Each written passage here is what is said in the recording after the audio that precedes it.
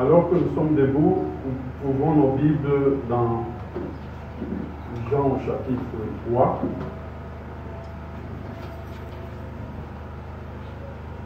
On va lire du premier verset jusqu'au 5e.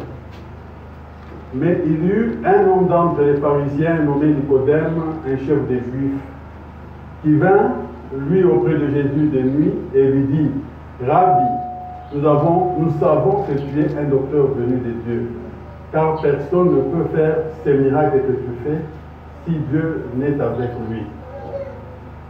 Jésus lui répondit: en vérité, je te l'ai dit, si un homme n'est né de nouveau, il ne peut voir le royaume de Dieu. Nicodème lui dit: comment un homme peut-il naître quand il est vieux? Peut-il rentrer dans le sein de sa mère et naître? Jésus répondit: en vérité, je te le dis, si un homme n'est né d'eau et d'esprit, il ne peut entrer dans le royaume de Dieu. Prenons Lévitique du premier chapitre. Commençons avec le verset 1er. L'Éternel appela Moïse de la tente d'assignation et lui parla et dit: parle aux enfants d'Israël et dis-leur, lorsque quelqu'un d'entre vous fera une offrande à l'Éternel, il offrira du bétail, du gros ou du menu bétail. Si son offrande est un holocauste de gros bétail, il offrira un mâle sans défaut. Il l'offrira à l'entrée de la tente d'assignation devant l'Éternel pour obtenir sa faveur. Il posera sa main sur la tête de l'holocauste qui sera agréé de l'Éternel pour lui servir d'expiation. Il égorgera le veau devant l'Éternel et les sacrificateurs, fils d'Aaron, offriront le sang et le répandront tout autour sur l'autel qui est à l'entrée de la tente d'assignation. Il dépouillera l'holocauste et le coupera par morceaux. Les fils du sacrificateur Aaron mettront du feu sur l'autel et arrangeront du bois sur le feu. Les sacrificateurs fils d'Aaron poseront les morceaux, la tête et la graisse sur le bois mis au feu sur l'autel. Il lavera avec de l'eau les entrailles et les jambes, et le sacrificateur brûlera le tout sur le feu, sur l'autel. C'est un holocauste, un sacrifice consumé par le feu, d'une agréable odeur à l'Éternel. Si son offrande est un holocauste de menu bétail, d'agneau ou de chèvre, il offrira un mâle sans défaut. Verset 11. Il l'égorgera au côté septentrional de l'autel devant l'Éternel. Et les sacrificateurs fils d'Aaron en répandront des sang sur l'autel tout autour. Il le coupera par morceaux et les sacrificateurs les posera avec la tête et la graisse sous le bois mis au feu sur l'autel. On termine avec 13. Il lavera avec de l'eau les entrailles et les jambes, et le sacrificateur sacrifiera le tout et le brûlera sur l'autel. C'est un holocauste, un sacrifice consumé par le feu d'une agréable odeur à l'Éternel. Inclinons la tête pour parler au Seigneur. Dieu bien-aimé qui a peu scellé la terre. Les enfants, nous sommes réunis en ce lieu ce matin.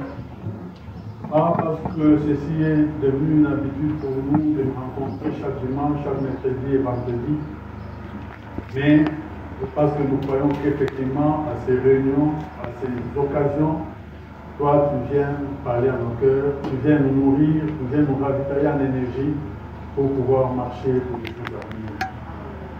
Nous avons ainsi besoin de toi. Nous croyons que ta présence seule nous suffit.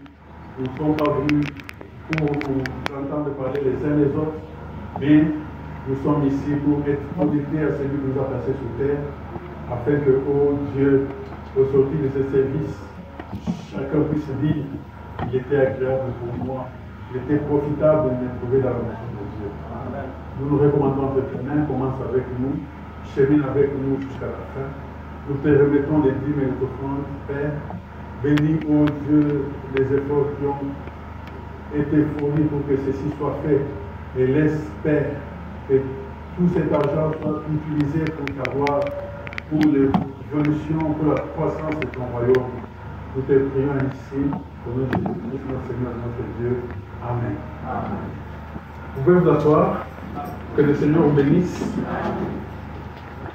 Je remercie le Seigneur pour les temps qu'il nous a accordé de passer avec vous autour de la parole cette semaine, ces 8 jours passés. Je remercie le frère Moïse pour m'avoir offert cette opportunité de parler en son absence. Je vous remercie aussi parce que c'est vous qui créez l'atmosphère, c'est votre besoin que Dieu doit placer sur le prédicateur afin que des solutions vous soient données. Amen.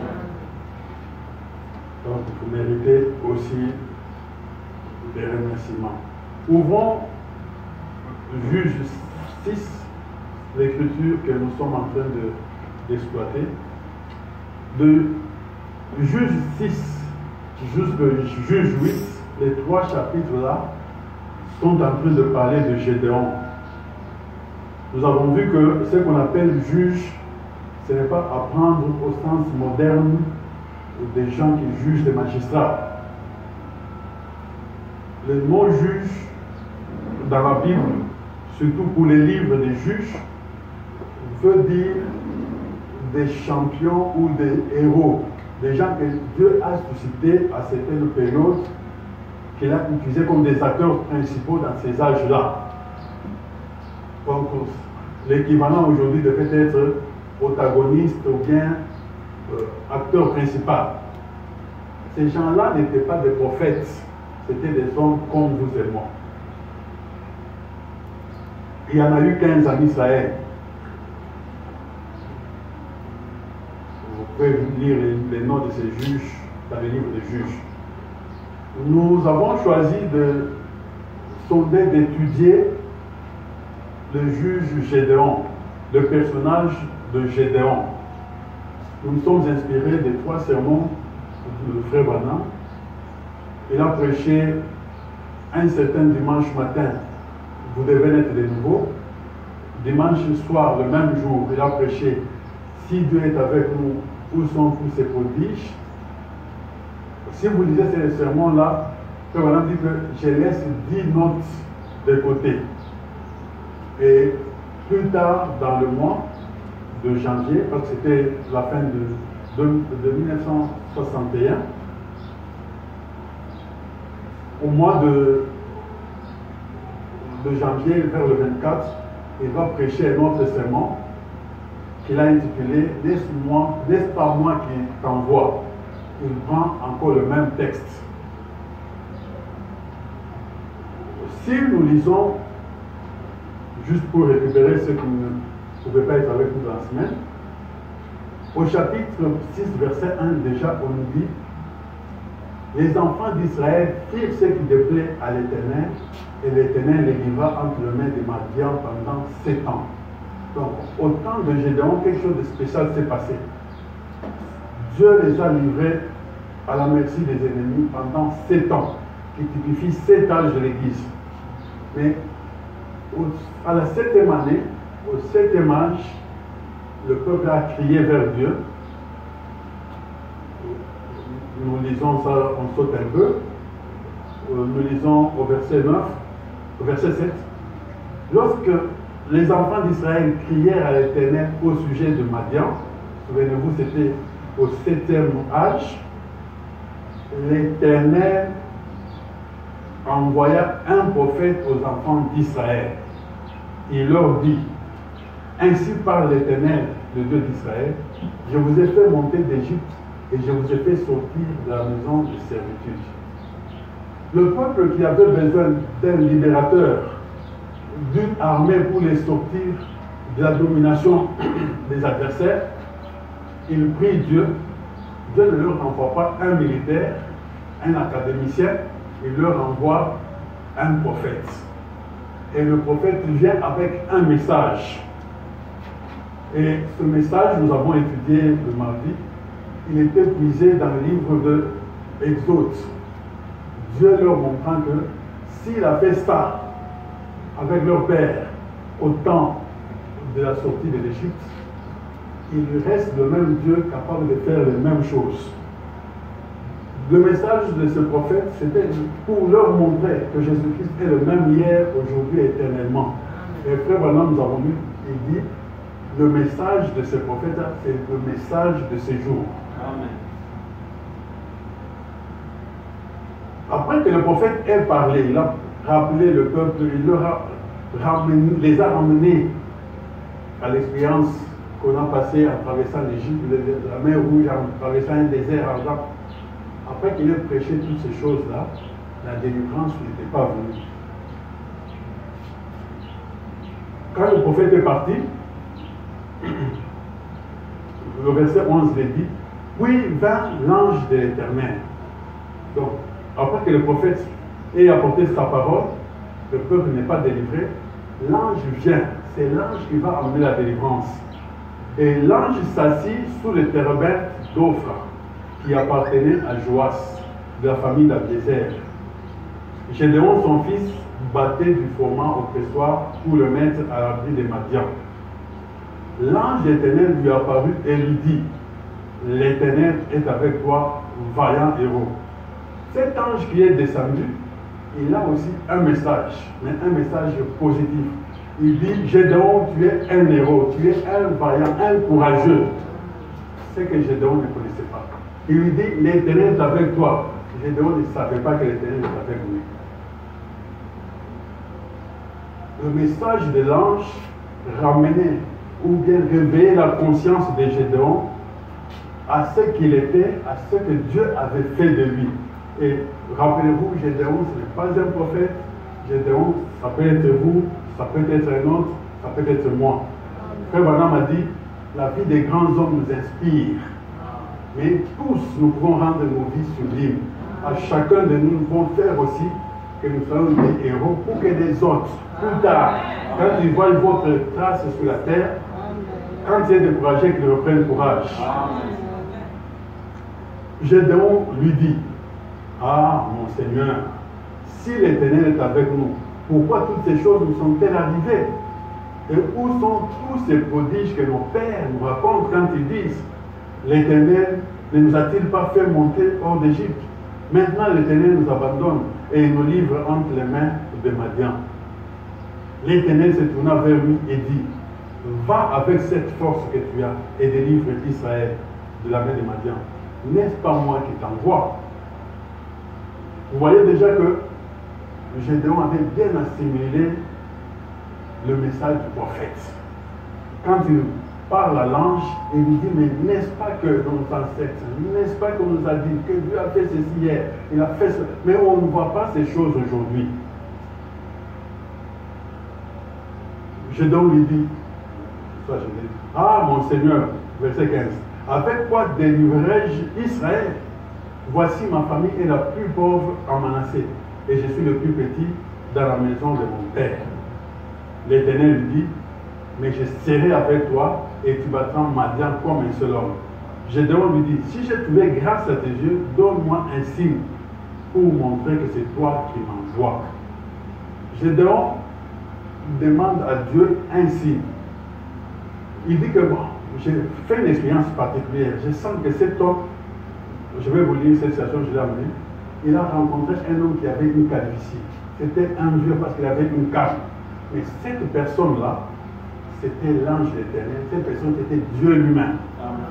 Et Gédéon dit que pour cette expérience, je sens dans mon cœur que c'est authentique. Mais donne-moi une preuve que c'est toi qui me parles. Amen. Il demande des signes.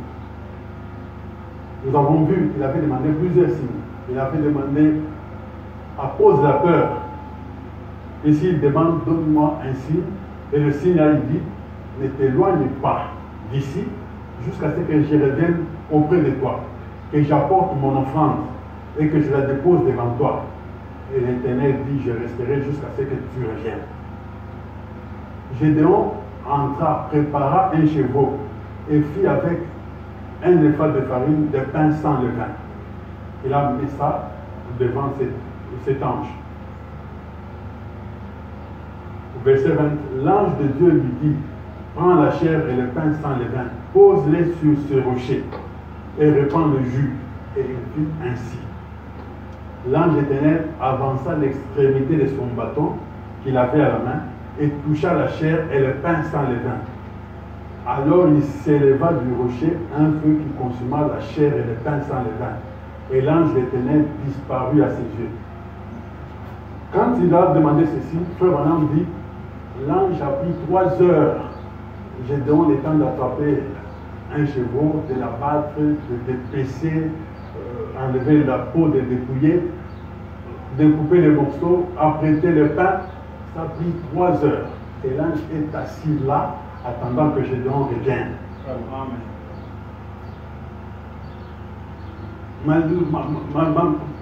Pourquoi il a demandé ça? Il dit que pour que je sache que c'est toi qui me parles, je peux faire une expérience, mais qui ne vienne pas de Dieu. Il voulait s'assurer que c'était effectivement Dieu qui lui parle. Et quand l'ange disparaît, Gédéon, voyant que c'était l'ange éternel, il dit, malheur à moi, Seigneur éternel, car j'ai vu l'ange éternel face à face. Et l'éternel lui dit, sois en paix, ne crains point, tu ne mourras pas. La Bible ne précise plus, ce n'est plus l'ange, l'ange a disparu. Mais comment Dieu lui a parlé, Gédéon avait toujours ce Dieu-là, mais déconnecté de lui, il n'avait pas conscience, il n'avait pas de relation avec lui. Mais depuis ce jour-là, quand l'ange a disparu, Dieu pouvait lui parler, Gédéon pouvait vous dire que Dieu vient de lui dire. Il avait un sens de communication avec Dieu. Alors, nous avons vu le message de l'ange, nous avons vu le courage que Gédéon avait. Nous avons dit qu'un courageux, ce n'est pas quelqu'un qui était épargné de la peur. Ce n'est pas quelqu'un qui n'a fait pas peur, non. La peur, lui aussi l'a, mais il sait la vaincre. Il sait passer outre cette peur. Il sait faire confiance à Dieu pour les choses qu'il veut obtenir. Nous avons vu que Gédéon, il a demandé à Dieu par peur.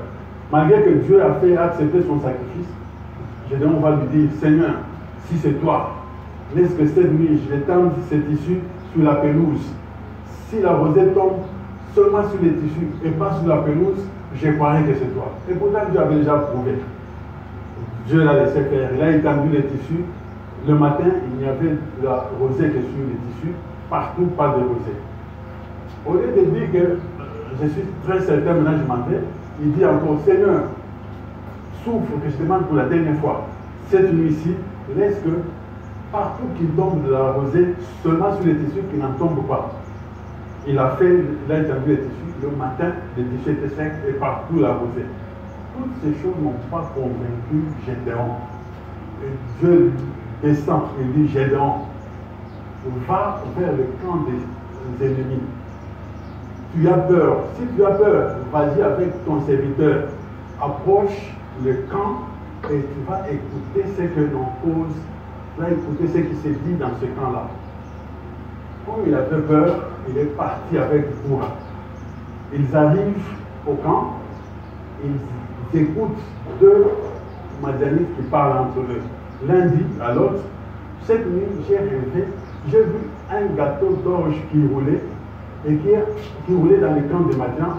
Et quand ça cognait la tente de Madian, cette tente s'est écroulée, tout s'est renversé sans dessus-dessous. L'autre lui donne l'interprétation et lui dit, ce que tu as vu là, c'est l'épée de Gédéon. Donc Dieu a livré le camp de Madian à Gédéon.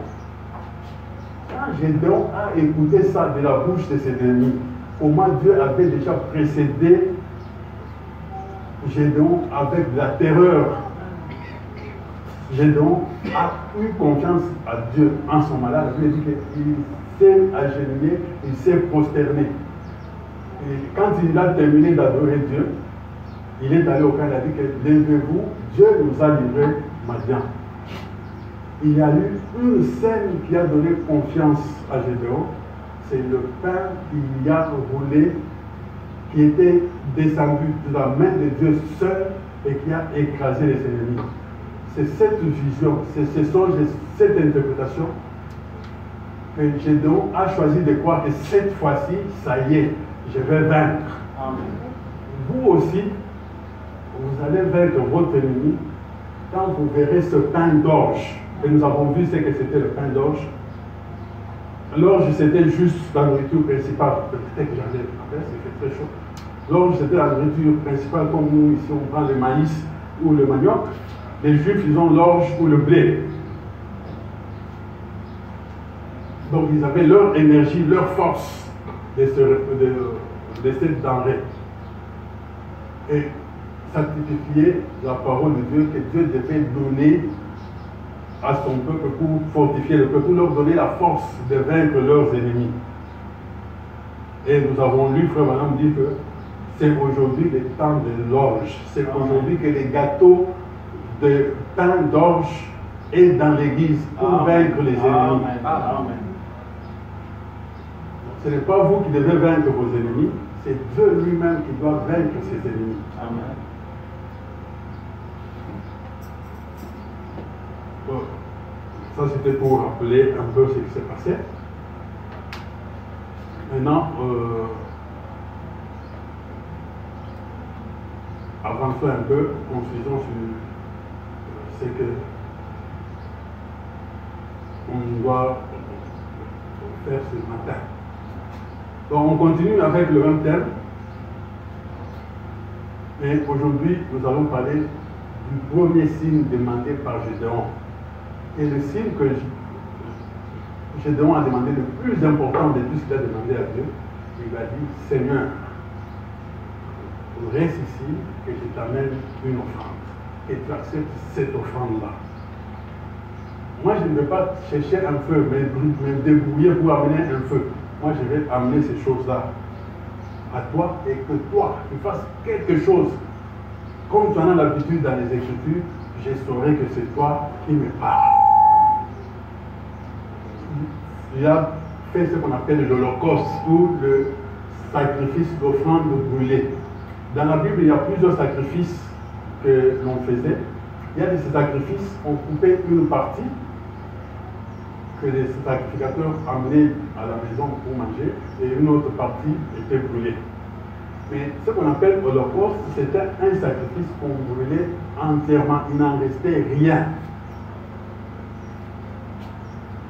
Si vous lisez la première fois dans la Bible où on parle de ces sacrifices, c'est au temps de Noé. Quand Noé est sorti de l'arche pour dire merci à Dieu, pour dire sa reconnaissance envers Dieu, il a fait un holocauste. Il a brûlé des sacrifices entièrement. Et quand ça montait au ciel, c'était une action de gratitude, une action de grâce. C'est la première fois qu'on parle de ce qu'on appelle holocauste dans la Bible. Donc, ce que Gédéon lui demande, c'est Gédéon connaissait les Écritures. Nous avons lu Frère Américain, il connaissait les Écritures. C'était un juif instruit. Il savait ce qu'il faut demander à Dieu, ce qui était très important. Ce n'est pas par hasard qu'il a pris ces signes-là. Il a pris le plus important, qu'il soit difficile ou pas impossible, que Dieu donne difficilement. Il a pris ces signes-là, il a demandé que Dieu l'accomplisse pour lui. Vous savez, quand Moïse a fait le tabernacle, on a commencé à offrir les sacrifices, le premier feu n'avait pas été emprunté. C'est le jour où la colonne de feu est descendue au temple. Ces jours-là, les sacrifices sont brûlés et on a essayé d'entretenir ce feu les autres jours. Et Gédéon voulait que la même scène se fasse, que Dieu du ciel accepte un sacrifice par le feu. Frère Branham dit ceci, si Dieu est avec nous, où sont les miracles, où sont les prodiges? Je prends le paragraphe 42. J'en ai déjà parlé. Frère Branham dit ceci. Eh bien, nous voyons que quand le peuple de Dieu a des ennuis, Dieu leur envoie toujours un prophète avec la vraie parole pour les faire sortir de cela. Quand vous avez des amis, que ce soit des militaires, que vous soyez en guerre, que vous ayez des maladies, peu importe la forme de guerre que vous avez, si vous priez Dieu, Dieu n'a qu'une arme dans son économie, il n'a qu'une seule arme dans son arsenal. Cette arme, c'est sa parole. Amen. Peu importe la difficulté que vous pouvez avoir, que ce soit les sorciers, que ce soit la santé, que ce soit les études, tout ce que vous avez comme ennui, Dieu, s'il veut vous venir en aide, c'est en vous envoyant un prophète qui vous amène la parole. Amen. Il n'y a jamais eu d'époque où le peuple de Dieu ait eu des ennuis sans que Dieu leur envoie sa parole. Et sa parole, comme nous l'avons vu ce matin, vient au prophète. Et dans chaque cas, Dieu envoie toujours au peuple un vrai serviteur, un vrai prophète qui apportera la vraie parole de Dieu. Et la parole de Dieu, c'est ce qui délivre toujours le peuple. Donc dans chaque cas, si vous êtes malade, pour sortir de la maladie, vous devez avoir, Dieu doit vous envoyer une parole. Si vous êtes dans la crise, Dieu doit vous envoyer. Donc saisissez-vous d'une parole de Dieu, c'est ce qui peut vous sortir de là où vous êtes. Une parole que Dieu vous a envoyée par un prophète. C'est pourquoi, comme je le disais vendredi, dans le manuel de guerre de Dieu, il commence, quand il y a un besoin, il commence d'abord par donner la parole au peuple. Quand le peuple prend la parole que Dieu leur envoie par un prophète, ils mangent cette parole, ils deviennent la parole en écoutant la parole. Amen. Ce peuple lui-même devient une arme. Amen. Ce peuple, quand il touche une tente, la tente tombe. Amen. Ce peuple, quand il touche la misère tombe. Amen. Il touche la sécurité tombe. Dieu ne peut agir qu'au travers d'un homme qui a la parole. Amen.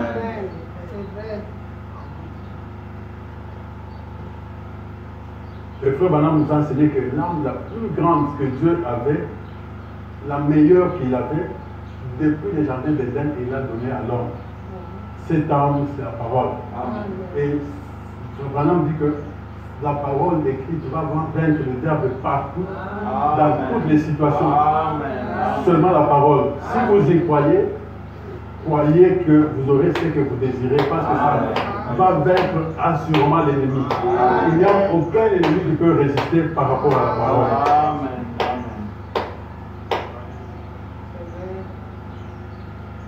Mais quand Dieu vous envoie cette parole par un prophète, vous devez méditer cette parole. Frère Branham dit que l'ange est venu chez Gédéon parce que Gédéon repasser cette parole dans son esprit. Il était en train de se dire, mais c'est que vous a dit par le prophète, que Dieu a fait traverser un peuple au travers de la mer rouge à sec, que Dieu a donné à nos ancêtres de l'eau à partir d'un rocher. Quand ils n'arrivaient pas à manger le pain descendu du ciel, mais où est ce Dieu? Pourquoi ça ne nous arrive pas? Voilà la méditation qui était dans le cœur de Gédéon. Et Dieu a laissé que l'ange lui apparaisse. Parce qu'il pensait à ça, Dieu lui a envoyé l'ange.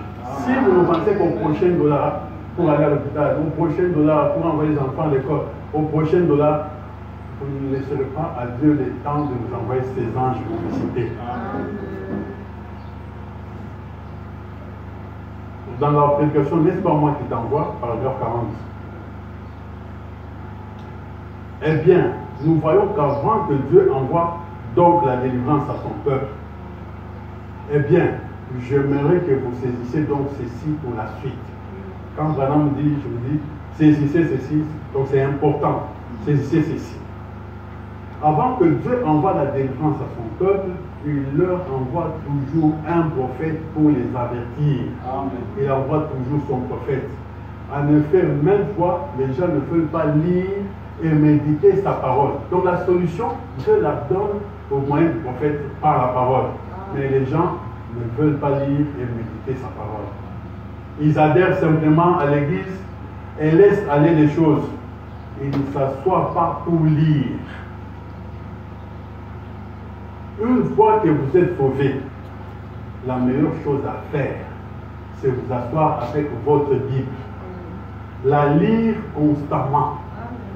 Cela vous édifie. vous voyez ce que Dieu faisait. Quand vous lisez, vous allez voir ce que Dieu faisait. Ce que Dieu a fait avec Branham. Il a prié pour quelqu'un qui n'avait pas Dieu, il a eu les yeux. Il a prié. Vous voyez ce que Dieu faisait. Ce n'est pas comme lire un roman. Vous lisez de manière à approcher votre âme à chaque ponctuation là-dedans. Amen. Parce que c'est la parole de Dieu. Amen. Gédéon, alors qu'il était là en train de battre son blé, sans doute que ces messages du prophète repassaient dans son cœur. Si Dieu est allé vers Gédéon, c'est celui qu'il a trouvé comme méditant, comme se préoccupant du message que le prophète avait amené. Je suis en train de vous dire que aujourd'hui, c'est nous qui devons être Gédéon. Ils devront nous occuper, méditer ce que le prophète nous a donné comme parole. Je ne suis pas en train de parler de l'histoire. Il dit, Gédéon repassait dans son cœur ce que le prophète avait dit. Je suis le Dieu d'Abraham, d'Isaac et de Jacob. C'est moi qui vous ai fait sortir d'Égypte. C'est moi qui vous donne ce que vous avez. Tournez-vous vers moi. Avant que je l'oublie, je vous lis cette citation où on parle de l'ange. Il dit, dans N'est-ce pas moi qui t'envoie, paragraphe 55, il dit ceci. Et quand il a parlé à Gédéon, Gédéon était un peu surpris. Parce que Gédéon se croyait un homme ordinaire, faible, le plus petit de sa maison. Il a dit, eh bien, vaillant héros. Il ne savait pas qui il était. Donc Gédéon ne savait pas qu'il était héros. Mais il croyait la parole. Il ignorait seulement qu'il était héros. Il n'était pas conscient de ça. Peut-être que vous ne savez pas que vous l'êtes. Peut-être que vous êtes ces nombreux vaillants héros qui sont assis ici ce matin. Amen. Vous direz, la petite église, ce petit groupe, oh là là, il n'y avait que deux là, son père et lui. Donc, Gédéon là, il était en train de presser l'orge dans la maison de son père. Il n'était qu'à deux. Et deux de cette église-là, de deux personnes, Dieu vient leur dire que vous êtes héros, vous êtes vaillants. Amen. Il n'en faut que deux ici. Donc vous n'allez pas être plus nombreux. Même si vous êtes deux ici, Dieu peut faire de vous des héros. Amen. Il dit, il n'en faut que deux ici. Christ et vous. Donc vous n'avez pas besoin d'être avec quelqu'un. Si même vous êtes seul, mais avec Christ, amen, vous devenez un héros. Amen. C'est tout ce qu'il faut pour faire un vaillant héros. Christ et vous. Amen. C'est vrai. Eh bien, la chose suivante, vous savez, qu'est-il arrivé? Aussitôt qu'il a parlé à Gédéon, toi, vaillant héros, il l'a appelé. Ce qu'il pouvait faire. Et ce dernier a dit, non Seigneur, je ne crois pas ça. Eh bien, il avait probablement l'aspect d'un vieil homme chauve, assis là, appuyé contre un arbuste. Vous savez, assis dos contre le buisson, peut-être enveloppé d'une peau de brebis, ou quelque chose comme ça, bâton en main. Il n'était pas beau à voir. Et il lui a dit qu'il était venu le commissionner pour aller libérer Israël. Le prophète avait déjà livré son message. Au temps de Gédéon, le prophète est passé, puis l'ange est venu en calvitie. Mais aujourd'hui, le même prophète qui nous a amené le message, avant qu'il termine ce message et parte, l'ange est venu pour se servir de son propre corps. Alors il a dit, je t'envoie faire cela. Cet ange qui est descendu, cette colonne de feu qui est descendue, les photos que nous avons dans nos maisons, nous devrions comprendre que c'est pour notre délivrance. C'est pour que ça vous délivre de toutes les situations possibles et imaginables qui puissent vous arriver. Amen. Ce ne sont pas juste des papiers qui ont des images dessus. Amen. Il dit, je t'envoie faire cela. Eh bien, a-t-il dit, non Seigneur, non, Je sais que le prophète aurait pu dire ceci et cela, telle et telle chose comme ça. Mais rappelez-vous, prophète d'expansion, il a dit, Dieu est avec toi. Il a dit, si Dieu est avec nous, où sont alors tous ces miracles? Voilà la question. Il a dit, attends ici juste un instant. Et il est allé chercher une offrande. Il a pris l'offrande et l'a déposée sur la terre. Ce vieil homme s'est peut-être avancé lentement là avec son bâton, comme ceci, et a touché cet autel. Ce sacrifice a été accepté. Alors Gédéon était prêt à agir. Pourquoi? Il avait vu la parole vivante de Dieu en action. Le frère Branham dit Amen. Il avait vu la parole vivante de Dieu. Il a reconnu que Dieu vivait dans ce monument. Un homme là, que c'était Dieu. Donc quand Gédéon a vu ça, il a dit, cet homme-là, ce monument-là, c'était Dieu. C'est cette scène qui a oint Gédéon.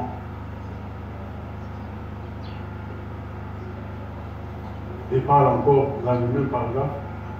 Un vieil homme appuyé contre un arbre, comme s'il était fatigué.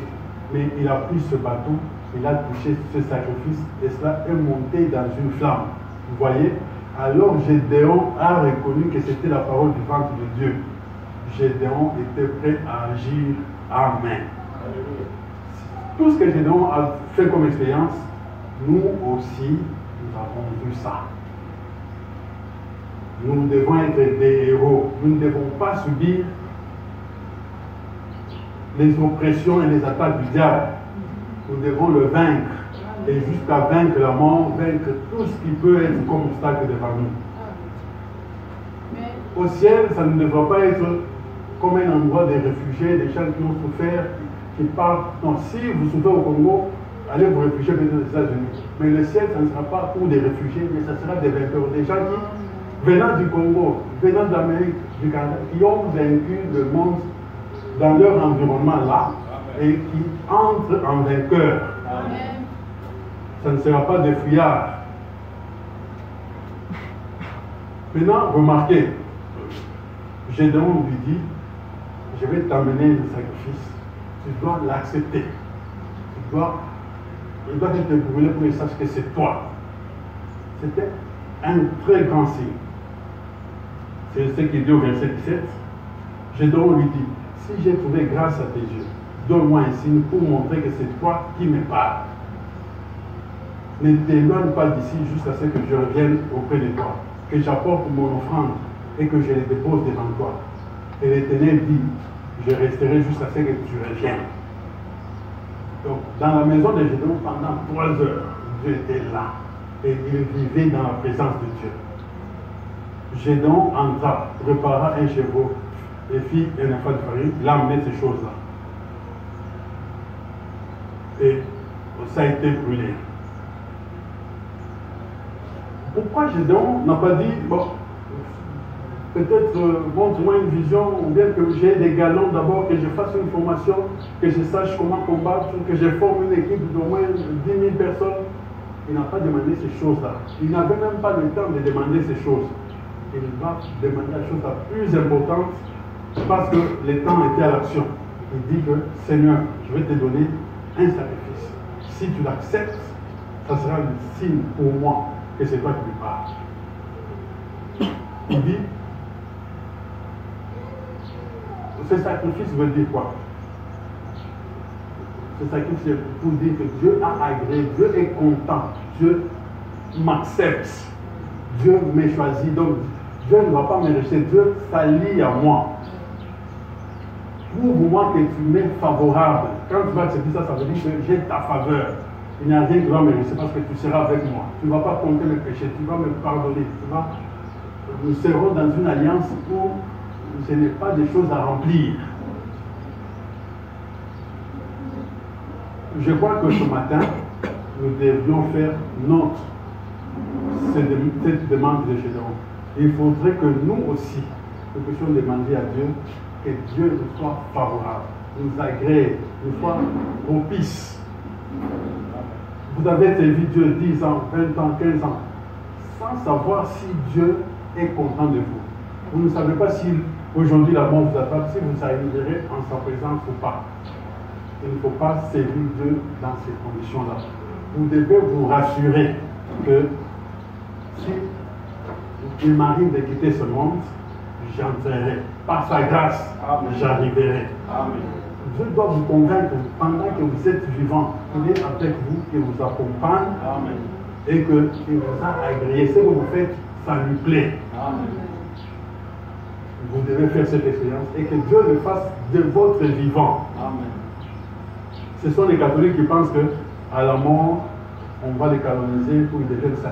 Mais Dieu voudrait que de votre vivant, vous soyez assurés quant à ceux.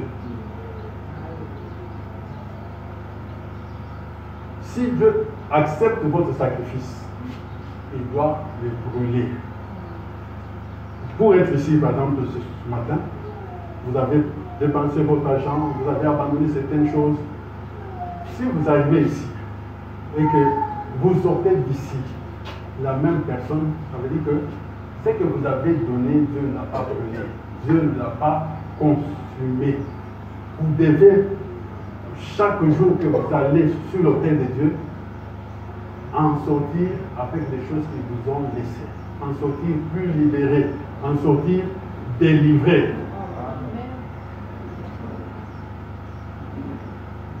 J'ai dit que cet holocauste qu'on brûle par le feu, si vous lisez dans Genèse 8, Noé bâtit, verset 20, Noé bâtit un autel à l'Éternel, il prit de toutes les bêtes pures et de tous les oiseaux purs, et il offrit les holocaustes sur l'autel. L'Éternel sentit une odeur agréable, et l'Éternel dit en son cœur, je ne maudirai plus la terre à cause de l'homme, parce que les pensées du cœur de l'homme sont mauvaises dès sa jeunesse. Et je ne frapperai plus tout ce qui est vivant comme je l'ai fait. Quand Dieu a humé cette odeur-là, il est devenu favorable envers les humains. Il a dit, je ne ferai plus ce que j'ai fait. Dans la Bible, je vous ai dit, si vous lisez les livres de Lévitique, là on parle des sacrifices, il y en a deux particulièrement qu'on brûlait en calcinant toute la carcasse. Le jour du grand pardon, de Yom Kippour, on amenait une bête. Les anciens imposaient les mains sur cette bête, confessaient le péché du peuple. D'abord, le souverain sacrificateur, il offrait un sacrifice pour ses propres péchés. Quand il a fini pour ses péchés, il allait maintenant prendre la bête qu'on a choisie pour le peuple, sur laquelle les anciens ont imposé les mains, parce qu'ils représentaient le peuple. Ils ont confessé leurs péchés et tout. On coupait cet animal-là, on le brûlait entièrement. Les sacrificateurs prenaient le sang, il allait avec dans le lieu très saint. Pendant qu'il entre dans le lieu très saint, le peuple reste dans leur maison, chacun en prière, chacun pleurait, se souvenait de mauvaises choses et confessait ses péchés. Et le sacrificateur, il entrait avec une corde au pied quand il allait au lieu très saint. Parce qu'en ce lieu, s'il n'est pas agréé et que Dieu le tue, personne ne pouvait aller chercher son cadavre là-bas. Tout ce qu'il pouvait faire, c'était de retirer par la corde. Mais quand il est dedans et qu'il fait des mouvements, les clochettes de sa robe faisaient du bruit, alors on savait qu'il vit encore. Mais avec le sang, quand il arrivait à l'intérieur, il en appliquait sur les rideaux, cette fois pour parler de cet âge de l'église, et il prenait le reste de sang et il mettait au-dessus de l'arche. Il y avait ce qu'on appelle le propitiatoire, ou en anglais c'est dit trône de miséricorde, mercy seat. Donc, ce qu'on appelle les trônes de grâce ou les trônes de miséricorde, c'était un bassin sous lequel on mettait le sang. Et au-dessus de ce bassin, c'est là qu'il y avait la colonne de feu. S'il y a du sang sur le bassin, Dieu ne voyait pas le péché du peuple. Amen. Le peuple était pardonné. Amen. Alors, dès qu'il réussissait à faire cela, mettre le sang sur le propitiatoire, et il se retire vivant, il sort dehors. Dès qu'il apparaît devant le public, on les voit sortir, directement on sonnait une trompette, et tout le peuple qui avant était en train de pleurer, de gémir, il commençait à pousser des cris de joie. La scène changeait de la repentance à la joie. Pourquoi il faisait ça? Ça voulait leur dire que Dieu a encore accepté le sang que nous avons donné. Dieu nous sera encore propice. C'est de là que vient le mot propitiatoire. Ça veut dire que, comme Dieu ne nous compte pas les péchés, demain si je vais à la pêche, j'attraperai les poissons. Si je vais au champ, j'aurai une bonne récolte. Si je fais ceci, les yeux de Dieu me seront favorables. Dieu me fera réussir. C'est de là qu'il a. Alors, le fait que cet homme qui est entré, il ressort, ça veut dire que notre sacrifice est accepté. Dieu sera avec nous pour une nouvelle année encore. Et alors ces gens s'y réjouissaient. Je vous ai dit que ces sacrifices-là, on les brûlait entièrement. Il était en train de représenter le Seigneur Jésus-Christ, qui est mort pour les péchés de tout le monde, qui a versé son sang. Et son sang, c'est ce qui fait que Dieu ne voit pas nos fautes et Dieu nous est devenu favorable depuis que Christ est mort. Vous pouvez naître d'une famille où il y a eu des voleurs, des bandits. La malédiction devait être votre lot nécessairement.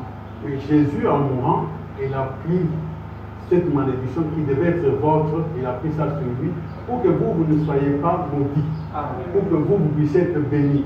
C'est Jésus-Christ qui a accompli ce premier holocauste. Et c'était entièrement, il n'a jamais offert à Dieu une partie de lui, il s'est offert lui-même entièrement. Et il y avait maintenant un autre sacrifice dont nous venons de lire, qui n'était pas le type de Jésus-Christ, mais qui était le type du croyant. Un croyant comme Gédéon, il a fait un sacrifice qui typifiait l'être humain lui-même.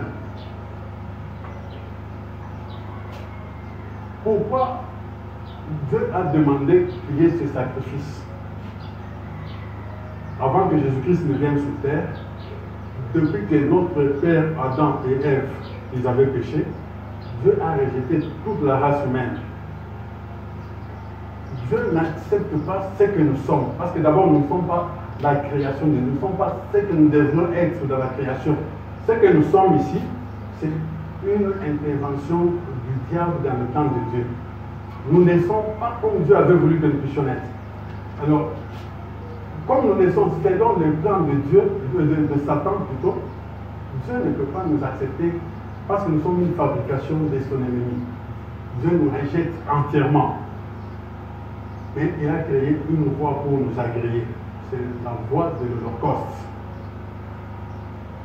Parce que tous sont péchés, ils sont rejetés depuis les jardins d'Éden. Mais Dieu va dire que si tu veux que je t'agrée, voilà ce que tu vas faire. Tu vas prendre un holocauste, tu vas faire ceci, ce que nous avons étudié ce matin, tu vas faire cela pour que moi, je te sois favorable.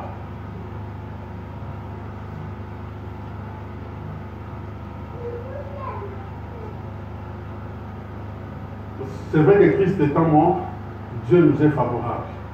Mais vous aussi, vous pouvez faire quelque chose pour vous rapprocher davantage de Dieu, pour que Dieu vous soit favorable. Et le sacrifice que Dieu attend de vous, en réalité, c'est vous-même. C'est votre propre être. Vous voyez, nous avons lu dans Jean 3, Jésus est sur la terre, Nicodème vient le voir, Jésus lui dit à 2 reprises, en vérité, je te dis, si un homme est né de nouveau, il ne peut voir le royaume de Dieu. Donc Jésus dit que votre naissance là, comme vous êtes venu au monde, c'est ça notre première naissance. On ne peut pas voir le royaume de Dieu. On ne peut rien comprendre de Dieu. Il faut une autre naissance si jamais vous voulez comprendre les choses de Dieu. Si jamais vous voulez entrer dans le royaume de Dieu. Donc Jésus a condamné notre première naissance. Parce que notre première naissance, nous sommes nés dans l'iniquité, nous sommes nés dans le péché. Nous sommes nés pour faire le péché. Le verset 5 dit, en vérité, je vous le dis, je te le dis, si un homme est né d'eau et d'esprit, il ne peut entrer dans le royaume de Dieu. Donc, un homme qui naît comme ça de son père et de sa mère, il peut être gentil au possible, il peut être bon comme vous voulez, mais le ciel n'est pas ouvert pour lui. Il faut une autre expérience que Jésus a appelée une nouvelle naissance. Amen. Sans cette expérience, les choses de Dieu ne sont pas à vous. Amen. Vous ne pouvez même pas les comprendre. Pourquoi Jésus dit que la première naissance, Dieu n'accepte pas? C'est parce que notre première naissance, comme Pierre le dit aussi, nous sommes nés par une sémence corruptible. Je suis dans 1 Pierre au chapitre 1, verset 18. Sachant que ce n'est pas par des choses périssables, par de l'argent ou de l'or, que vous avez été rachetés de la belle manière de vivre que vous avez hérité de vos pères. Donc, cette façon que vous avez sur la terre, vous parlez comme votre père, vous vivez. Donc, c'est ça que vous avez eu en naissant de vos parents. Cette façon héritée de vos parents doit changer. Au verset 23, il dit, parce que vous avez été régénérés, donc vous êtes nés une deuxième fois, non par une semence corruptible, mais par une semence incorruptible, par la parole vivante et permanente de Dieu. Donc la première génération, ou bien la première naissance que nous avons eue de nos parents, c'est une mauvaise. Il faut que Dieu nous donne une autre, que Dieu nous fasse naître par sa parole, par une nouvelle semence qui est sa parole. Je vais m'expliquer. Vous savez, c'est que vous êtes là, si on vous découpe en des petits morceaux, on va arriver à des petites particules qu'on appelle molécules. Si on découpe encore les molécules, on arrivera aux atomes. On découpe les atomes, on arrivera aux protons, et tout. C'est des choses presque invisibles. Il faut des appareils très puissants pour essayer de visualiser ça. On peut vous découper jusqu'à ce que, à un moment donné, on ne voit rien de vous. Mais vous êtes là. Frère Branham dit que vous êtes là, c'est le germe de vie. Donc, c'est la chose qui a commencé ce que vous êtes. Et cette chose-là, ce germe de vie, c'était comme un programme. Je vais l'expliquer comment. C'est une information. Quand Dieu a dit, par exemple, priez un manguier, priez une mangue. D'abord, c'était une pensée qu'il avait. Dieu connaissait comment l'arbre gérait, son feuillage. Il connaissait la grandeur des fruits, la teinte que ça va avoir quand ça mûrit, le goût, la texture. C'était d'abord comme une pensée en lui. Et quand il a dit ça, cette parole est venue, est tombée dans la terre. Frère Branham nous dit que la colonne de feu est venue couvrir la terre, parce que quand on s'est tombé en terre, il y avait de l'eau au-dessus de la terre, et l'Esprit de Dieu était au-dessus des eaux. Pendant que cet esprit s'est mouvé au-dessus des eaux, il faut dire que ça maternait, ça recoulait, ça faisait l'amour aux semences qui étaient dans la terre.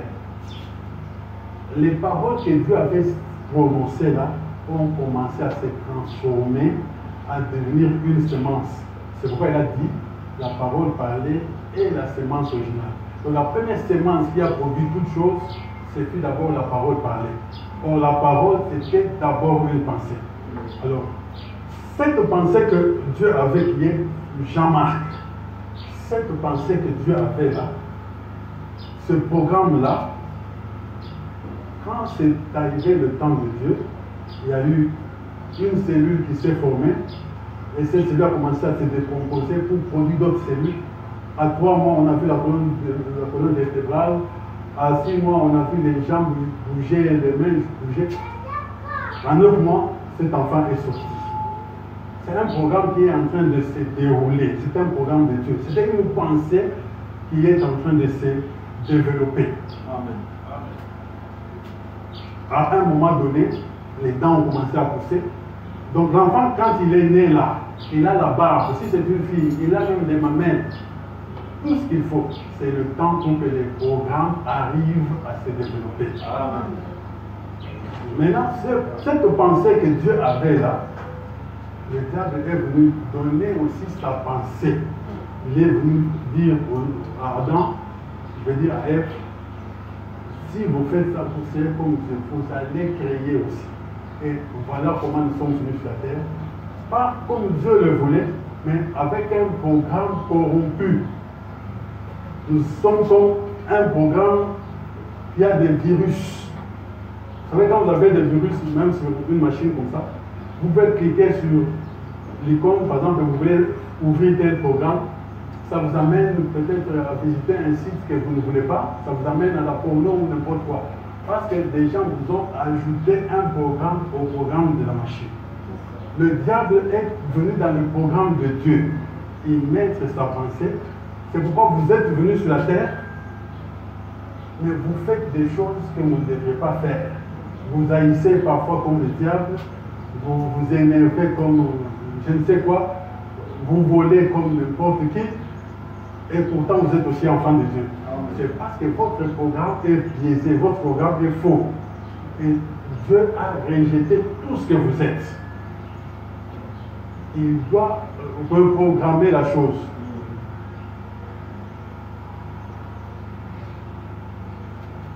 Donc, comme vous êtes là,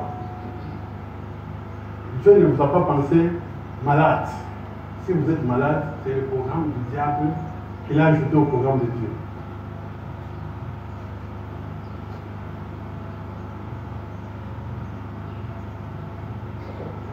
Pourquoi nous devons, Jésus a dit que vous devez naître de nouveau. Je voudrais parler un peu sur ce que vous êtes vous-même. Posez-vous la question, je suis quoi? Ou je suis qui? Votre identité, c'est quoi? Quand vous dites moi je n'aime pas, moi on ne se joue pas de moi je m'énerve, le moi là c'est qui parle? Je vais vous montrer que ce n'est pas vous qui parlez, celui qui dit moi là, c'est le diable en vous. C'est la partie du diable qui agit en vous, la partie du diable dans votre programme. Vous savez, quand Dieu a créé les choses, regardez comment il a créé. Il a créé les arbres. Vous remarquerez qu'il n'a pas créé un arbre qui mange ses fruits. Tous les arbres produisent des fruits pour que les autres en jouissent. Les abeilles font le miel, ils ne mangent pas le miel. C'est pour que les gens en jouissent. Il a fait un soleil. Le soleil n'est pas là pour lui-même. Le soleil est là pour le bien des humains. Il passe, il sèche nos habits, il donne la vie à la botanique, aux humains et tout ça. Le soleil n'a pas sa propre raison d'être. Sa propre raison, c'est pour vivre pour les autres. Il a fait des cours d'eau qui vont vers les fleuves des océans. Après, le soleil emporte les gouttes d'eau jusqu'au ciel, ça revient comme pluie. Aucune rivière ne dit que non, je vais garder mon eau, je ne donne pas parce que ça va finir. Non, dans la nature, il faut que chacun donne à l'autre et que la continuité se fasse. Si quelqu'un bloque, les choses s'arrêtent, il perturbe la nature. Et quand il a commencé, il a créé même le ciel, il a créé les anges, il a créé Lucifer. Dieu lui a fait encore beaucoup de bonnes choses. Il a établi chef, son second au ciel. Il lui a donné même, Dieu est jaloux, mais Dieu a créé même des anges pour qu'il loue Lucifer. Dieu a consenti que lui aussi on commence à le louer. La Bible dit qu'il marchait dans l'or étincelant, dans les pierres précieuses. Dieu lui a accordé toutes les bonnes choses. Parce que c'était la gloire de Dieu lui-même, mais il a donné à Lucifer. C'était Dieu qui était en train de montrer sa volonté, Dieu écrivant sa Bible, montrant aux humains ce qu'il voulait. Vous savez, humainement, si on a des oranges, par exemple, je peux vouloir en avoir 2, 3 pour que je mange moi-même. Mais la volonté de Dieu, c'est que si j'en ai 2, je donne à un autre. C'est celui qui n'a pas qu'il mange. Mais Humainement, j'aurais même voulu voler aux autres. Je mange mes 2 ou 3 aux oranges et même j'ai ravi aux autres pour que je mange les jours à venir. C'est ça la déformation, c'est ce que le diable a fait de nous. Mais Dieu voulait que tout le monde vive pour tout le monde. Mais vous remarquerez maintenant quelque chose qui va arriver. Quand Lucifer, on va lui demander aussi d'agir, de penser pour la première fois, Lucifer se tient debout, il dit, je vais faire un royaume plus grand que celui de Michael. Lui, la première pensée qu'il a eue, lui, c'était de devenir plus grand que les autres. De faire une organisation qu'on le loue, lui, qu'il soit le seul sur le tableau, qu'on parle plus de lui que de tout le monde. C'était ça, sa nature. Et quand il a fait ça au ciel, on l'a précipité sur la terre. Et quand il vient sur la terre, Frère Branham dit, il vient faire le même programme qu'il a raté de faire au ciel. Dieu lui voulait que tout le monde fasse le bien. Mais lui, il va vouloir faire son propre bien, pas le bien de tout le monde. Frère Branham, on lui pose cette question. J'aimerais votre attention parce que c'est une lecture un peu longue. Dans question-réponse du 28, 6, 59. Bon, Frère Branham, est-ce vrai que Satan fut autrefois chassé du ciel et que lui et ses anges descendirent sur terre? Ou est-ce une vision comme celle que Jean eut sur l'île de Patmos? Je demande ceci parce qu'on m'a dit que c'était une vision. Le frère veut savoir est-ce que vraiment le diable était-il descendu du ciel, bien c'était juste une vision. Frère, on commence à répondre. Paragraphe 73. Ainsi, Lucifer est aujourd'hui sur terre, s'efforçant d'œuvrer dans l'Église pour accomplir le même destin qu'il avait commencé avant la fondation du monde. Lucifer a été chassé du ciel, c'est vrai. Donc, il est maintenant sur la terre pour faire quoi? Faire ce qu'il a voulu faire depuis le commencement. Maintenant, je dois poser un fondement pour en arriver à ceci. Que Lucifer essaya de s'élever au ciel et même d'être un peu supérieur à son patron. Et il a trahi Michael et a fondé lui-même un grand royaume au nord et est descendu. Ainsi, lui et ses anges furent chassés. Observez comment il s'est établi dans le royaume des hommes. Donc le diable n'a jamais pris la retraite.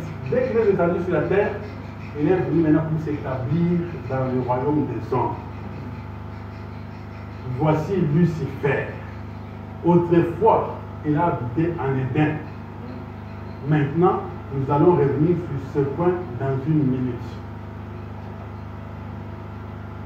Et le diable était au ciel et il en a été chassé. Et le destin même qu'il a essayé d'accomplir au ciel, qu'est-ce qu'il voulait au ciel? Être grand.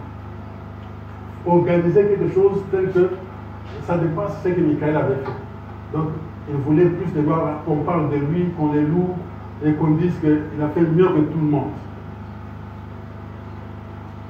Et le destin même qu'il a essayé d'accomplir au ciel, il est descendu juste ici sur terre et a fait de son mieux pour accomplir les desseins qu'il poursuivait.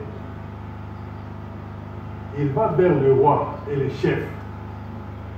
Et s'il arrive à les avoir, il descend alors droit vers l'église et se saisit des gens, ou plutôt des prédicateurs. Je l'arrête un peu là. Il vient, il est sur terre. Il va d'abord chez les chefs. Il va dire aux Rwandais que vous, les Rwandais, vous dépassez tout le monde. Il vient aux Congolais et dit que Congolais, attention avec les Rwandais. Il va chez les Pygmées. Les Pygmées, vous savez, disent que les banquiers, si on ne les comprend pas, ils sont vilains. Donc les Pygmées, là, quand vous pensez qu'ils ne sont rien, ils pensent à eux-mêmes qu'ils sont mieux que vous. Et quand vous allez trouver peut-être un Montou, il nous dit que les Pygmées, il ne va même pas lui donner un poste au gouvernement, il n'est pas un humain. C'est le diable qui fait que les chefs, chacun, il pense qu'il est dans le meilleur goût, il est le meilleur, il dépasse tous les autres. Quand il a fini avec les gens du monde, il vient à l'église. C'est ce que Frère Branham dit. Et quand il vient à l'église, il vient vers le prédicateur. Puis, du prédicateur, il entre droit dans la congrégation et il s'introduit dans la congrégation sous la même influence, le même démon faisant les mêmes choses. Comment il va faire quand il entre dans la congrégation? Dans toutes les églises ici, le diable est dans des dents pleins. Quand il entre dans les églises là, il commence à leur dire, vous savez, vous êtes presbytériens. Vous ne serez jamais un saint exalté. Donc vous dépassez les pentecôtistes. Il va vous dire, vous croyez toute la parole. Vous croyez le tonnerre révélé, le Seigneur revenu. Pas comme les autres qui ne croient rien. Ils ne croient même pas les tonnerres. Donc il fait que vous puissiez vous sentir que vous dépassez un peu les autres. Il dit aux presbytériens, vous dépassez les méthodistes. Aux méthodistes, vous dépassez les pentecôtistes. Il dit, vous êtes ceci, cela ou autre chose. Il vous dit, ne vous déshonorez pas en restant avec eux. Eh bien, vous êtes assez avisé pour vous retrouver dans l'un des pauvres petits tabernacles ou missions de la rue. Eh bien, ces gens-là, ils ont perdu la tête. Donc, déjà, ils vous montrent que les autres là, ils sont bizarres. Comme on dit, non, non.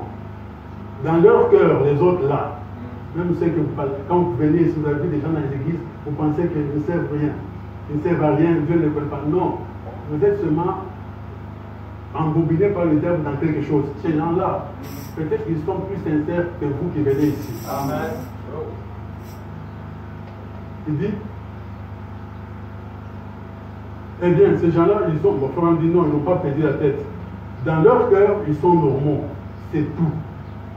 Ils n'ont pas perdu la tête. Ils sont simplement contrôlés par leur cœur. Dieu vit dans leur cœur. Et c'est un peuple particulier. Un sacerdoce royal offrant des sacrifices spirituels. Ce sont les fruits de leurs lèvres qui rendent la louange à Dieu, qu'ils le veuillent ou pas. Parce que, je saute, parfois je ne le vois pas, mais je lui fais confiance et le loue, a dit un prophète. Je saute un peu. Frère Branham revient à notre Lucifer. Il dit, maintenant, si vous êtes de Satan, vous penserez que vous êtes simplement un peu meilleur que cette catégorie de gens. Donc chaque fois que vous pensez que vous dépassez les autres, c'est la preuve que vous êtes de Satan. Ce qui vous fait penser là, ce n'est pas Dieu du tout. Si Dieu entre dans votre cœur, vous pensez que les autres vous dépassent, les autres sont plus grands. Le bonhomme explique encore. Satan a littéralement été chassé du ciel par Michael, l'archange de Dieu. Il a été précipité sur la terre. Il est venu sur la terre, il est entré dans le serpent, a séduit Ève. Et ensuite, est entré dans les hommes, dans les femmes. Le diable ne s'est jamais reposé. Faites attention quand vous dites, moi ici, je m'énerve facilement. C'est que vous avez plus de diable seulement que vous énervez facilement. Tout au long des âges, de la même manière. Il entre dans les femmes et les hommes, tout au long des âges, de la même manière qu'il le fit au commencement. Un très grand royaume, plus beau que celui de l'autre, être gouverneur de tout, un je sais tout. Notre dénomination est la plus grande. Elle prédomine les autres. Vous pouvez être peut-être un petit nombre, vous ne direz pas ça, mais vous pouvez dire que non, notre église c'est la meilleure parce que nous sommes peu nombreux, nous nous écoutons. Chaque fois que vous pensez que vous dépassez les autres et les autres sont en bas de vous, sachez que vous avez sous vous l'onction de Satan. Il dit au paragraphe 100, vous les avez entendus dire, eh bien, nous avons plusieurs centaines de prédicateurs dans notre organisation. Nous avons de plus grandes églises de la ville. La seule chose que cela représente pour moi, c'est Satan. Chaque fois que vous pensez que vous dépassez, vous les sentez que c'est vous. Mais en fait, c'est ce que le diable a fait. C'est sa part dans le plan de Dieu qui vous fait dire ça. Comme on dit que c'est Satan, c'est vrai. Pour moi, c'est le diable. Amen. Amen. Donc, vous ne devrez pas vous supposer, vous considérer plus grand que les autres. Et pourtant, c'est ce que vous êtes, naturellement. Vous dites que moi, peut-être moi, comme dans la moitié, là, moi, dans mon louba. Toutes ces choses que vous dites là, de vous là, sachez que le diable vous a manipulé. Vous êtes un produit qui n'est plus le produit que Dieu a voulu avoir. Alors, un tel produit, Dieu ne l'accepte pas au ciel. Dieu l'a condamné. Le diable a donné sa pensée et Dieu ne peut pas bénir cela. Dans Romains, la Bible dit ceci. Romains 6, verset 12. Que le péché ne règne donc point dans votre corps mortel et n'obéissez pas à ses convoitises. Donc le péché, le mal, peut régner dans votre corps. Vous mentez sans vous contrôler, vous volez sans... Donc, c'est votre corps qui est associé par votre naissance au diable. Il continue au verset 13. Ne livrez pas vos membres au péché comme des instruments d'iniquité, mais donnez-vous vous-même à Dieu comme étant vivants des morts que vous étiez. Et offrez à Dieu vos membres comme des instruments de justice. Au chapitre 7, verset 17, il dit même plus clairement là-bas, il dit maintenant, ce n'est plus moi qui... Il dit quand je veux faire le bien, je n'y arrive pas. Mais je fais le mal que je n'aime pas. Paul dit, maintenant ce n'est plus moi qui le fais, mais c'est le péché qui habite en moi. Donc Paul reconnaissait qu'en lui, il y avait le péché qui habitait en lui. Il est là depuis quand? Depuis sa constitution. Je vais vite parce qu'il fait très chaud. Je prends la dernière écriture qu'on a lue.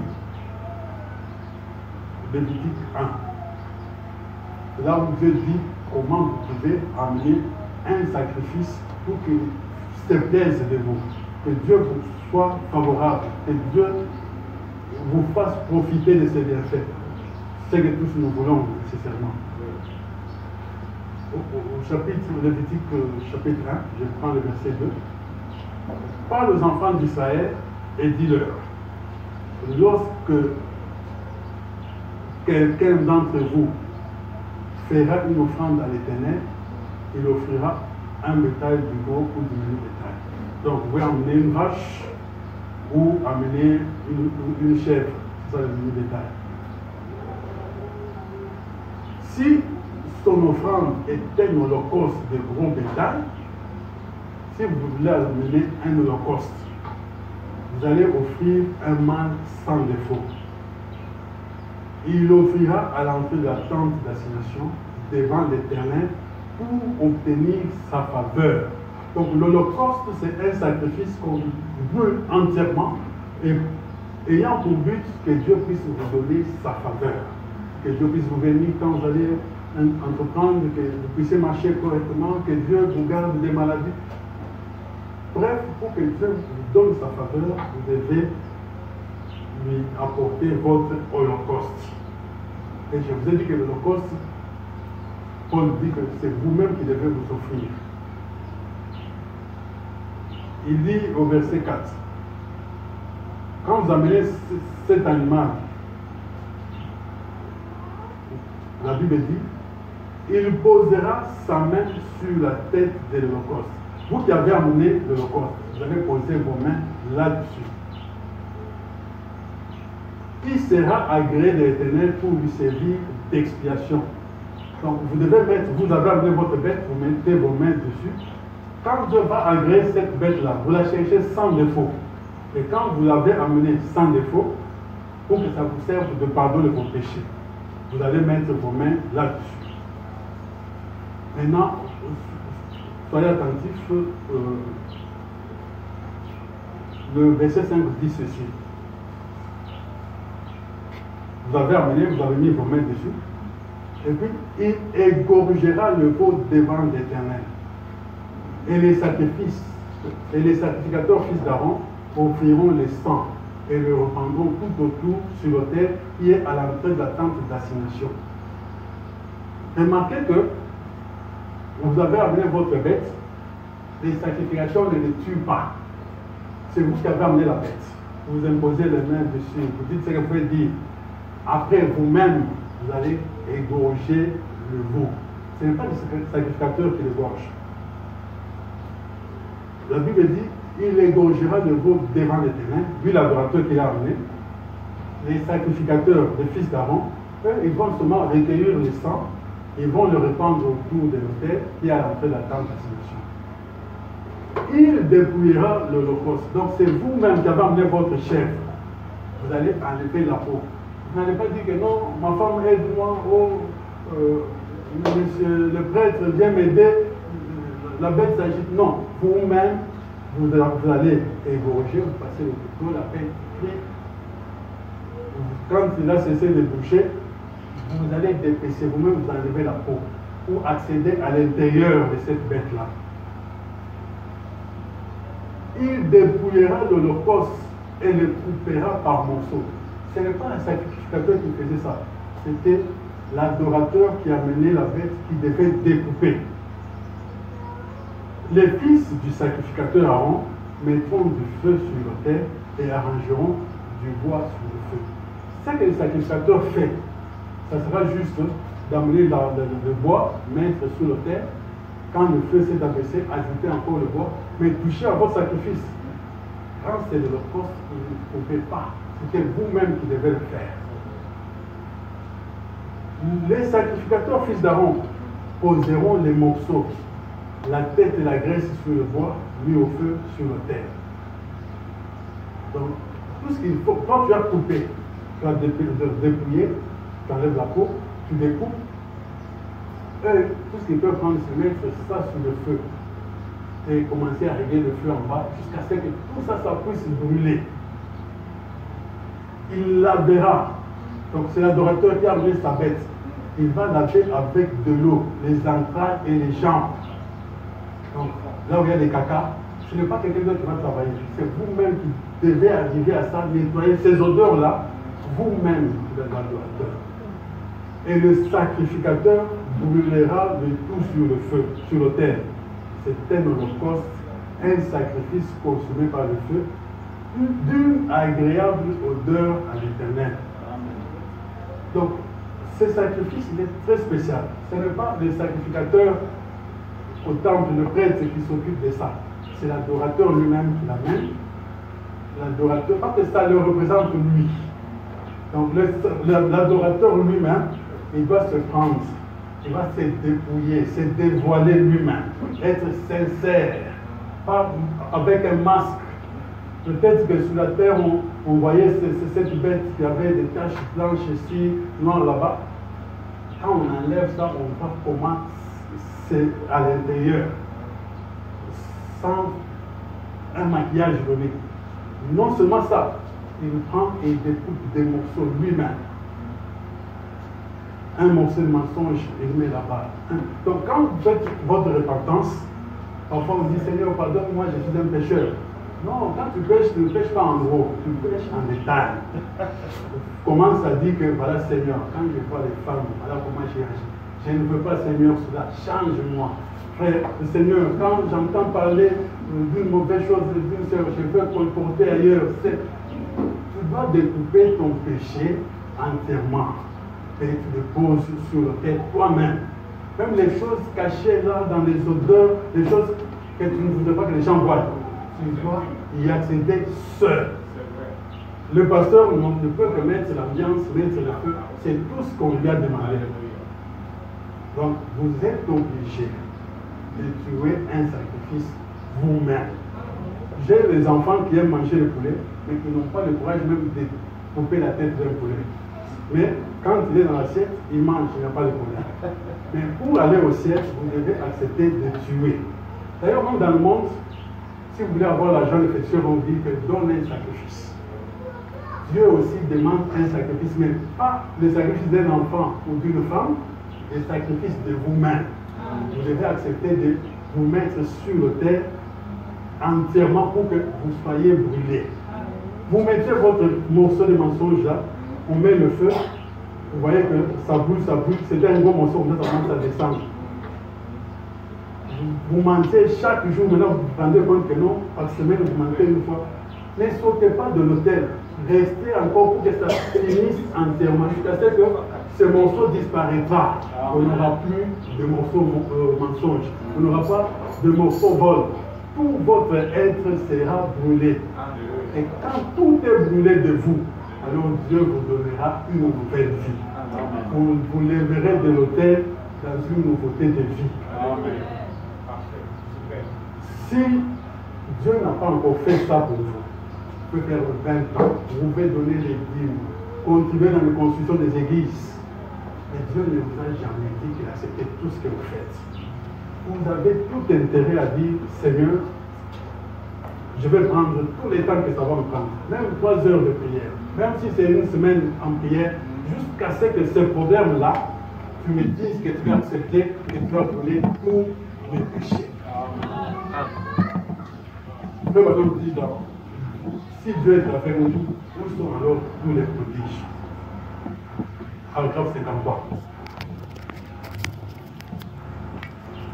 Maintenant, je voudrais que vous remarquiez une autre chose qui pourrait vous encourager. Amen. Dès qu'il a apporté son message, le Seigneur est apparu sous un arbre. Le Seigneur est venu après le message du prophète, assis sous un arbre. Le peuple était tombé, il s'était plongé dans ses isques. Dieu a envoyé son prophète. Dès que le prophète en avait fini avec son message, le Seigneur a suivi le message du prophète pour la délivrance. Disons-le en des termes clairs. Après le frère Madame est prêché, est parti. Avant qu'il ne quitte la scène, l'ange était venu. Et l'ange est venu pour la délivrance. La chose que vous pouvez faire, c'est faire cette expérience comme Gédéon, demander que Dieu agrée votre sacrifice. Ce n'est qu'après cette expérience que vous aurez d'autres expériences. Vous aurez des songes de vision. Mais d'abord, que votre sacrifice soit accepté. Si le prophète est parti, l'ange est là, vous ne vous occupez pas de lui, vous faites autre chose, quand vous venez à l'église, c'est pour demander l'argent, avoir une voiture, des choses comme ça, vous risquez d'être déçu. Gédéon, lui, n'a pas voulu ça, dit, Seigneur, si c'est toi, agrée mon sacrifice, je vais l'emmener comme il est là, qu'il soit brûlé. Gédéon a dit, attends, et j'irai chercher une offrande. Et il est allé tuer une vache, ou plutôt un agneau, et il a fait cuire cela. Il a apporté du pain, il a apporté l'agneau. Il a déposé cela. Et l'ange a dit, j'attendrai ici. Si vous dites, Seigneur Jésus, aujourd'hui m'enterre, il faut que ceci quitte ma vie. Seigneur, libère-moi de telles mauvaises habitudes. Dieu sera toujours disposé pour cette prière-là. Il ne va pas dire que non, c'est fini. Dieu aime ça. Amen. L'ange a dit, j'attendrai ici. Comme on dit, examinez toutes choses. Testez cela par la parole. Et il a dit, j'attendrai ici. Peut-être 2 ou 3 heures. Donc, ne priez pas 30 minutes, 10 minutes, c'est fini. Non. Cette prière de Gédéon, ça a pris 3 heures. Donc, c'est une détermination. Je ne ferai rien. Si Dieu ne m'accepte pas, je ne partirai pas. Il faut que ceci soit agréé, ceci soit reçu. Ça sera reçu quand le feu va tomber dessus. Gédéon apporta le bouillon avec du pain et de la viande. Et l'ange dit, maintenant, tu le sauras par ceci. Ceci le confirmera. Il a pris le bâton qui était dans sa main, comme le vieil homme, un bâton. Il a touché cela. Et quand il a touché cela, la fumée s'est élevée et le sacrifice était consumé. Qu'était-ce? Il l'a ramené aux Écritures pour prouver qu'il était le même Dieu qui était avec Élie sur le mont Carmel. C'est le même dont j'ai parlé ce matin. Amen. Quand vous placez votre âme sur son autel terrain de jugement, qu'arrive-t-il? S'il est le même Dieu, il agréera les sacrifices. Amen. Si vous l'avez offert avec sincérité sur son autel, il consumera ce sacrifice et le monde sera ôté de vous. Amen. La fumée se dissipera le sacrifice sera consumé. Abraham dit oui. Si tu es Dieu, et si tu es le Dieu de la Bible, dont nos pères ont parlé, disant qu'il opérait des miracles, laisse-moi te voir opérer un prodige. Amen. Ou laisse-moi voir une sorte de prodige, afin que je sache que Dieu m'a rencontré. Amen. Eh bien, puis-je dire ceci? Si Dieu est toujours Dieu, si Dieu est le même Dieu qu'il était dans les jours passés, vous n'avez pas à aller serrer la main au prédicateur. Vous n'avez pas à aller inscrire votre nom dans un registre. Ces choses sont bonnes. Je n'ai rien contre cela.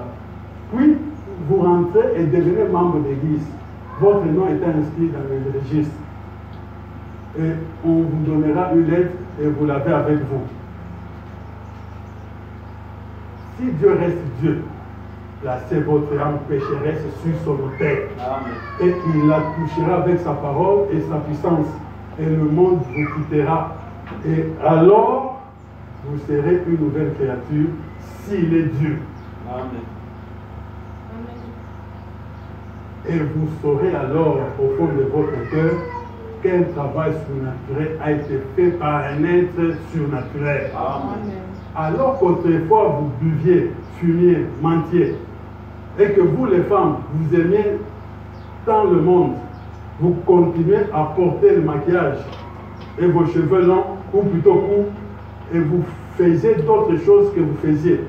Et vous voyez que quelque chose arrive et tous les démons de l'enfer ne pourraient plus vous faire cela de nouveau. Amen. Quelque chose est arrivé. Amen. Un prodige s'est opéré. Amen. Le premier prodige que Gédéon a vu, c'était voir le feu qui tombe sur ce sacrifice et qui le brûle entièrement. Qu'est-ce qu'il a fait? Il a changé votre corps vif. Il a changé vos désirs. Il a changé votre nature. Une parole surnaturelle par un Dieu surnaturel, il a changé une créature de temps en une créature de l'éternité. Amen. On dit Amen. Amen. Il a ôté de vous le monde et a placé Christ en vous, l'espérance de la gloire. Et vous êtes remplis de son esprit et prêts pour aller à sa rencontre. Amen. Mais regardez, vous savez, c'est nos péchés qui... Donc, il vivait dans un environnement tel qu'il ne savait pas que lui était vaillant. Il ne savait pas que lui, là, il était un homme héros. Il ne savait pas qu'il avait la force. Tout ça parce qu'il vivait dans cette atmosphère. Mais depuis qu'il a vu ce feu descendre, cette fumée, calciner toute cette carcasse, il a changé. Après cette fumée-là, il est devenu un autre être. Il dit,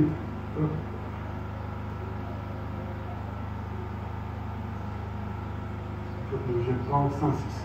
Mais regardez, même si les nuages couvrent le soleil brille toujours. Amen. La seule chose qui l'empêche de briller sur vous, ce sont les nuages. Et si vous vous débarrassez des nuages, le soleil brillera. Amen. Donc, comme vous êtes là, vous avez seulement des nuages autour de vous. Le Dieu de la Bible, c'est votre Dieu. Il peut faire la même chose qu'il a fait hier. Amen. Et vous devez dissiper les nuages. Amen. Où sont alors les prodiges au milieu de nous? Où sont-ils? Dieu était en train de parler à cet homme, le préparant à sortir. Dissiper les nuages. Le soleil brille toujours. C'est vrai. Quand les doutes sont dissipés et que les choses sont arrangées, les prodiges seront là tout aussi sûr que le soleil existe là. Le soleil, sur l'ordre de Dieu, brille chaque jour. Amen. Comme aujourd'hui, Dieu, depuis qu'il est descendu, n'est jamais rentré. L'ange du Seigneur est dans le camp pour être avec vous et chaque jour. Amen. Et vous vivez dans l'atmosphère telle que vous ne le réalisez pas. Et pourtant, l'ange est là pour briller sur vous.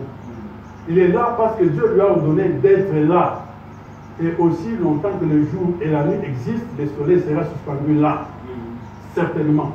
Vous ne les voyez pas tout le temps, car c'est couvert par les nuages, le brouillard, les nuages bas ou haut les couvrent. Mais cela se trouve toujours là. Quand Gédéon a fait cette expérience, je vais m'arrêter. Quand Dieu lui a parlé la deuxième fois, on n'a pas expliqué comment c'était. Ce n'était pas sous la forme d'un ange, mais Gédéon commençait à parler avec Dieu. Il savait que Dieu vient de lui dire ça. Dieu vient de lui dire, lève-toi pour aller à tel endroit. Était-ce par une voix audible? Était-ce par une révélation? Était-ce par un pressentiment? On ne sait pas, mais Dieu était en train de briller dans sa vie. Après cette expérience de ce sacrifice-là, je voudrais ce matin, j'appelle chacun de vous à accepter de monter sur l'autel. Parce que si vous ne le faites pas, vous passez seulement votre temps. Chaque fois que vous priez Dieu, vous vous levez, les anciennes choses vous suivent. Preuve que le feu n'est pas descendu. Si le feu descend, vous verrez que le mensonge est resté. Il y a longtemps que vous avez menti. Vous verrez que vous n'êtes plus capable de voler. Vous verrez que vous ne savez. Quand quelqu'un vient critiquer, vous l'arrêtez, vous ne pouvez pas entendre parce que ça vous fait mal. C'est la preuve que le feu est en train de brûler en vous et c'est en train de diminuer le mal, Et quand tout ça sera fini, Dieu priera sur vous, Dieu montrera ses prodiges dans votre vie. Que le Seigneur bénisse, c'est quelque chose. Amen.